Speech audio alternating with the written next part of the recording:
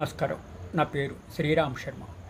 ఉత్తరాఖండ్ రాష్ట్రంలోని ఎవరైనా సరే రేషన్ కార్డులు కానీ, ఆధార్ కార్డు కానీ, ఓటర్ ఐడి కానీ ఫ్రాడ్ చేసి ఇల్లీగల్గా తీసుకుంటే అటువంటి వాళ్ళపైన క్రిమినల్ కేసు రిజిస్టర్ చేయాలని ఆ రాష్ట్ర ముఖ్యమంత్రి పుష్కర్ సింగ్ ధామీ ఆదేశించారు స్టాఫ్ని. ఇట్లా ఫ్రాడ్ చేసి ఈ కార్డులు తీసుకుంటే అటువంటి వారిపైన చట్టపరమైన యాక్షన్ తీసుకోవాలని ఆ రాష్ట్ర సీఎం గారు ఆదేశాలు ఇచ్చారు. అందరూ జిల్లా కలెక్టర్లను మీటింగ్ ఏర్పాటు చేసి ఈ విషయాన్ని వెల్లడించారు సదరు రాష్ట్ర ముఖ్యమంత్రి. ఇట్లా యాక్షన్ తీసుకోవాలని ఈ యాక్షన్ ఆపరేషన్ కల్మినేని అని పేరు పెట్టారు. ఎవరైనా సరే రేషన్ కార్డు కానీ, ఆధార్ కార్డు కానీ, ఓటర్ ఐడి కానీ ఫ్రాడ్ చేసి తీసుకుంటే అటువంటి వారిపైన లీగల్ యాక్షన్ చాలా స్ట్రిక్ట్గా తీసుకోవాలని ఆ రాష్ట్ర చీఫ్ మినిస్టరు ప్రకటన విడుదల చేయడం జరిగింది.